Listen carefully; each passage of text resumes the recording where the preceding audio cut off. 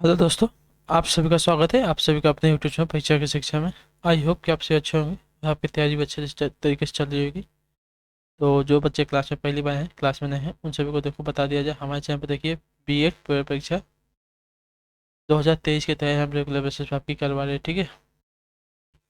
Class का समय है सामान्य ज्ञान की क्लास सुबह 11 बजे, सामान्य हिंदी क्लास शाम को 7 बजे आपको डेली बेसिस पर मिलती है। इंस्टाग्राम और टेलीग्राम का लिंक जो है डिस्क्रिप्शन में दिया गया है, तो आप वहाँ पर जाकर ज्वाइन होकर जो पीडीएफ होती है उसको फ्री में डाउनलोड कर सकते हैं और अपनी तैयारी कंप्लीट कर सकते हैं साथियों। तो चलेंगे, क्लास स्टार्ट करेंगे। क्लास स्टार्ट करने से पहले जिसने अभी तक चैनल को सब्सक्राइब नहीं किया है और जो पहली बार है उन सभी से रिक्वेस्ट है कि चैनल को सब्सक्राइब करके हमारे साथ जुड़ जाइए। देखिए हम रेगुलर बेसिस पर आपकी बीएड परीक्षा 2023 की तैयारी करवा रहे हैं। क्लास को जितना हो सके उतना शेयर कीजिए और अपने दोस्तों के साथ क्लास को लाइक कीजिए। चलेंगे, क्लास स्टार्ट करेंगे। देखेंगे आपका फर्स्ट क्वेश्चन आपसे क्या पूछा गया है।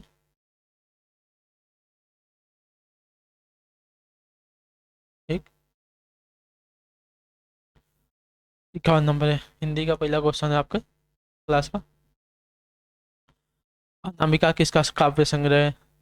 अनामिका किसका काव्य संग्रह है साथियों? तो निराला की। ठीक है। सूर्यकांत त्रिपाठी निराला की है अनामिका। ठीक है।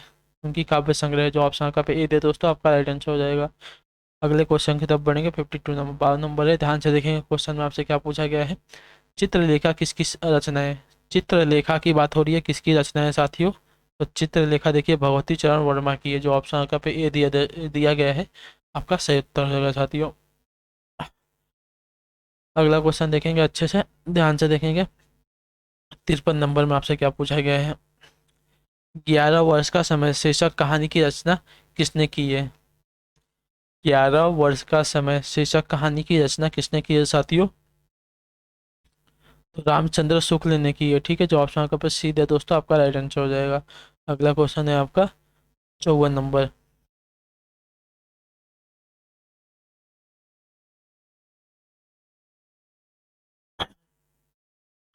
54 पे पूछा है आपसे, क्या पूछा गया है, रस पूछा है ना।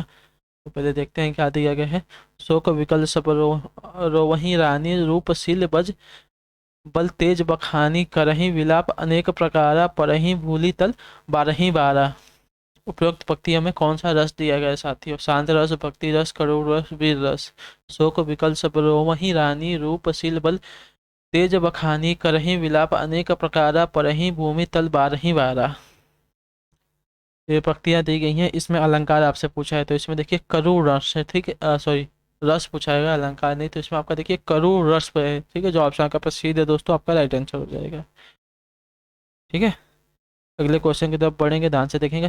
55 नंबर है। 55 नंबर में आपसे क्या पूछा गया है, इसमें भी आपका रस पूछा गया है, पंक्तियां दी गई हैं। जो तुम्हारी अनुशासन पावो कुंदन इव ब्रह्मांड उठाओ काचे घट जिमिदारो फोरी सकऊ मेरी मूसक जिमी तोरी। इसमें कौन सा रस दिया गया है साथियों? 55 है। जो तुम्हारी अनुशासन पावो कुंदक इव ब्रह्मांड उठाओ काचे घट जिमी दारो फोरी सकऊ मेरी मूसक जोमी तोरी। इसमें रस पूछा गया है, कौन सा रस होगा साथियों? इसमें देखिए आपका रस हो जाएगा वीर रस। ठीक है, जो ऑप्शन आपका पे ए दे दोस्तों, आपका राइट आंसर हो जाएगा। ध्यान से देख लीजिए। चलेंगे अगले क्वेश्चन की तरफ। 56 नंबर, ध्यान से देखेंगे क्या पूछा गया है। खद्दर कुर्ता बक भौको नेता जैसी चाल यही बालक मो मन मौसो सदा बिहारी लाल। उपरोक्त पंक्तियों में रस कौन सा है?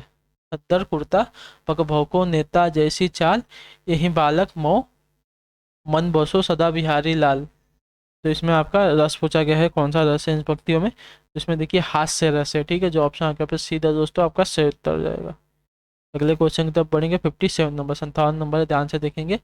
शुद्ध वर्तनी वाला शब्द कौन सा हो जाएगा इन चारों में से? शुद्ध वर्तनी वाला शब्द कौन सा हो जाएगा साथियों? तो जर जरित। ठीक है, जो ऑप्शन का बी दिया दोस्तों, आपका शुद्ध वर्तनी वाला शब्द हो जाएगा, जो ऑप्शन का बी दिया दोस्तों, आपका सही उत्तर हो जाएगा। अगले क्वेश्चन की तरफ बढ़ेंगे। आपका 58 नंबर, 58 नंबर है, ध्यान से देखेंगे क्या पूछा गया। संघ की भाषा हिंदी और लिपि देवनागरी होगी, यह विधानसभा की किस धारा में कहा गया है? बहुत ही इंपॉर्टेंट क्वेश्चन है आपका। संघ की भाषा हिंदी और लिपि देवनागरी होगी। यह विधानसभा की किस धारा में कहा गया है साथियों? तो याद रख लीजिए, धारा 343 में कहा गया है, ठीक है। तो जो ऑप्शन आपका पे बी दिया दोस्तों, आपका राइट आंसर हो जाएगा। जो ऑप्शन बी दिया दोस्तों, इसको टिक मार्क कर लीजिए, आपका एकदम सही उत्तर हो जाएगा। और इसको आईएमपी मार्क करके रखिए, आपसे पूछ सकता है एग्जाम में। चलेंगे अगले क्वेश्चन की तरफ। आपका 59 नंबर है। 59 नंबर में देखेंगे आपसे क्या पूछा गया है। आकाश गंगा का पर्यायवाची शब्द क्या हो जाएगा? आकाश गंगा का पर्यायवाची शब्द क्या होता है? तो आकाश गंगा का पर्यायवाची शब्द देखिए, मंदाकिनी, सुर नदी, स्वर्ग नदी, ये सभी होते हैं। तो जो ऑप्शन आपका पर डी है दोस्तों, आपका सही उत्तर हो जाएगा। आकाश गंगा का पर्यायवाची मंदाकिनी, सुर नदी, स्वर्ग नदी, ये सभी हो जाएंगे। तो जो ऑप्शन का डी है दोस्तों, आपका राइट आंसर हो जाएगा। अगले क्वेश्चन की तरफ बढ़ेंगे। आपका 60 नंबर है। ध्यान से देखेंगे क्या पूछा गया है 60 में। धन को व्यर्थ ही खर्च करने वाला क्या होता है? ठीक है, धन को जो व्यर्थ ही खर्च करता है उसे क्या कहते हैं? तो उसे देखिए आपका अपव्यय कहते हैं, ठीक है। जो ऑप्शन का पे डी दिया दोस्तों, आपका सही उत्तर हो जाएगा। अगला क्वेश्चन है आपका 61 नंबर है, 61 नंबर है। जिसके हस्ताक्षर नीचे अंकित होते हैं उसको क्या कहते हैं?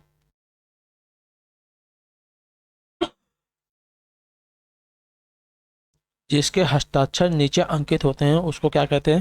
उसे क्या कहा जाता है?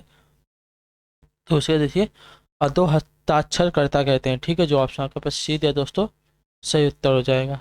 अगले क्वेश्चन की तरफ पढ़ेंगे। 62 नंबर है। 62 नंबर देखेंगे क्या पूछा गया है आपका।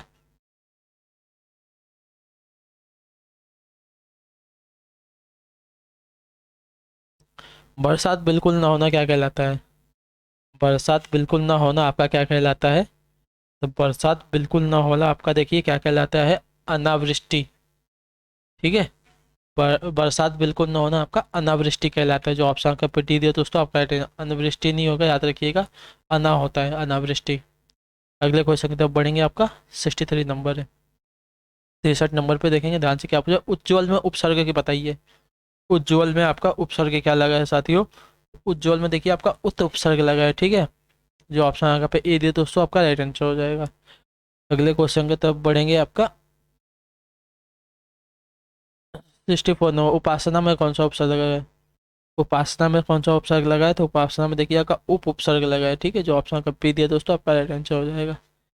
अगले क्वेश्चन की तरफ बढ़ेंगे। आपका 65 नंबर, 65 नंबर है। ध्यान से देखेंगे क्या पूछ रहा है आपका क्वेश्चन में। इनमें से किस शब्द में कर्मधारय समास नहीं है? इनमें से किस शब्द में आपका कर्मधारय समास नहीं है? भारतवासी, परमेश्वर, महाजन, पीताम्बर। तो कर्मधारय समास इन चारों में से किस में नहीं है साथियों? तो देखिए भारतवासी में, ठीक है। जो ऑप्शन का पे ए दे दोस्तों, आपका भारतवासी में कर्मधारय समास नहीं है। परमेश्वर, महाजन, पीताम्बर, ये सभी आपके कर्मधारय समास वाले हैं शब्द। अगला क्वेश्चन देखेंगे। आपका 66 नंबर, ध्यान से देखेंगे क्या पूछेगा। मनोहर में कौन सी संधि लगी होती है साथी? मनोहर में कौन सी संधि होती है? मनोहर, मना होता है, याद रखिएगा। मना धन ओवर हो जाएगा आपका। तो इसमें संधि कौन सी हो जाएगी? तो मना आपका हो जाएगा देखिए विसर्ग संधि, ठीक है। विसर्ग संधि उसका ऐसे होता है ना, देखिए ये जो होता है आपका विसर्ग होता है, ठीक है। चलेंगे अगले क्वेश्चन की तरफ, ध्यान से देखेंगे। 67 नंबर, आप 67 है। क्या पूछ रहा है आपका। संतोष का सही संधि विच्छेद क्या होता है? संतोष का सही संधि विच्छेद पूछ रहा है आपसे। तो सम धन तोष, ठीक है। जो ऑप्शन का पे ए दे दोस्तों, आपका सही संधि विच्छेद हो जाएगा सम धन तोष। संतोष का सही संधि विच्छेद। अगले क्वेश्चन की तरफ बढ़ेंगे। 68 नंबर, 68 नंबर है। ध्यान से देखेंगे क्या पूछेगा। प्रत्येक किस समास का उदाहरण होता है? प्रति धन एक, तो प्रत्येक किस समास का उदाहरण होता है साथियों? प्रत्येक, प्रत्येक देखिए आपका अव्ययीभाव समास का होता है, ठीक है। जो ऑप्शन का पे सीधे दोस्तों, आपका जो प्रति इसमें शब्द होता है आपका अव्यय शब्द, याद रखिएगा। तो इसमें प्रति धन एक होता है प्रत्येक, तो आपका अव्ययीभाव समास का उदाहरण हो जाएगा। अगला क्वेश्चन आपका 69 नंबर, 69 नंबर है। अच्छे से देखेंगे क्वेश्चन। त्रिभुज में कौन सा समास होता है सर? त्रिभुज में कौन सा समास है? तो त्रिभुज में देखिए यहाँ पे जो आपका पहला शब्द दिया गया है आपका संख्यावाचक है, तो आपका द्विगुणी समास हो जाएगा। जो ऑप्शन आपका पे ई दे दोस्तों, आपका राइट आंसर हो जाएगा। अगला क्वेश्चन देखेंगे। आपका 70 नंबर है। 70 नंबर पर ध्यान से देखेंगे क्या पूछेगा, पतंग शब्द का कौन सा अर्थ नहीं होता है। पतंग शब्द का कौन सा अर्थ नहीं होता, सूर्य, पक्षी, कीट, घोड़ा। तो पतंग शब्द का कौन सा अर्थ नहीं होता, आपका घोड़ा नहीं होता है। ठीक है, जो ऑप्शन आपका पे डी था दोस्तों, आपका राइट आंसर। मतलब पर्यायवाची शब्द हैं सूर्य, पक्षी, कीट, ये सभी आपके पतंग शब्द के पर्यायवाची शब्द हो जाएंगे। ठीक है, अगले क्वेश्चन की तरफ बढ़ेंगे। आपका 71 नंबर, 71 नंबर है, ध्यान से देखेंगे क्या पूछा गया है। निम्न में से कौन सा शब्द घोड़ा का पर्यायवाची नहीं है। निम्न में कौन सा शब्द आपका घोड़ा का पर्यायवाची नहीं है। तो घोड़ा का पर्यायवाची देखिए आपका करिवर। ठीक है, बाजी, तुरंग, हरी, पतंग, ये सभी आपके पतंग नहीं, पतंग तो आपका कीट का था। बाजी, तुरंग, हरी, ये सभी आपके घोड़ा के पर्यायवाची शब्द है। ठीक है, याद रखिएगा। और करिवर आपका घोड़ा का पर्यायवाची शब्द नहीं होगा, याद रखिएगा। अगले क्वेश्चन की तरफ चलेंगे। आपका 72 नंबर है। 72 नंबर पे देखेंगे आपसे क्या पूछ रहे हैं। कौन सुमेलित नहीं है। इलोक, परलोक, उच्च, निम्न, सुगुण, निर्गुण, गुप्त, रहस्य। गुप्त रहस्य। ठीक है, बताओ इसमें से कौन सा सही सुमेलित नहीं है साथियों। तो देखिए आपका गुप्त रहस्य आपका सही सुमेलित नहीं है। देखिए गुप्त और रहस्य का एक ही मतलब होता है। देखिए देखिए इलोक, परलोक, यहाँ पे विलोम दिया गया, उच्च, निम्न, यहाँ पे भी विलोम दिया गया है, सुगुण, निगुण, इस यहाँ पे भी विलोम दिया है। लेकिन यहाँ पे देखिए आपका पर्यायवाची शब्द दे दिया गया है, तो आपका सही सुमेलित नहीं हो जाएगा। जो ऑप्शन यहाँ पे डी है दोस्तों, आपका राइट आंसर हो जाएगा। अगला क्वेश्चन देखेंगे आपका 73 नंबर है। क्या पूछाएगा, जिसका तेज समाप्त हो गया हो उसके लिए एक शब्द क्या हो जाएगा। जिसका तेज समाप्त हो गया हो उसके लिए एक शब्द पूछा है, तो उसको निस्तेज कहेंगे। ठीक है, जो ऑप्शन ए दे दोस्तों, आपका राइट आंसर हो जाएगा। अगले क्वेश्चन की तरफ बढ़ेंगे। 74 नंबर, उसने सोचा होगा, किस प्रकार का वाक्य है? उसने सोचा होगा, तो उसने सोचा होगा संदेहवाचक है, क्योंकि हमें पता नहीं है, अभी हमें संदेह में है कि उसने सोचा होगा कि नहीं होगा, किया क्या होगा। तो इस बार देखिए आपका संदेहवाचक शब्द हो जाएगा। अगला क्वेश्चन देखेंगे। 75 नंबर है। आग में घी डालना मुहावरे का अर्थ क्या होता है। आग में घी डालना मुहावरे का सही अर्थ क्या होता है, तो क्रोध को और बढ़ाना। ठीक है, जो ऑप्शन आपका पे ए दे दोस्तों, आपका राइट आंसर हो जाएगा। ठीक, तो इसी के साथ आपकी जो क्लास है यहाँ पे हिंदी वाली कंप्लीट होती है। आई होप कि आपको क्लास अच्छी लगी हो। हमें कमेंट करके बताइएगा आपको क्लास कैसी लगी। बाकी आपका कोई भी डाउट हो कमेंट में पूछ लीजिएगा, और इसका पीडीएफ आप टेलीग्राम ग्रुप से डाउनलोड कर लीजिएगा, आपको मिल जाएगी।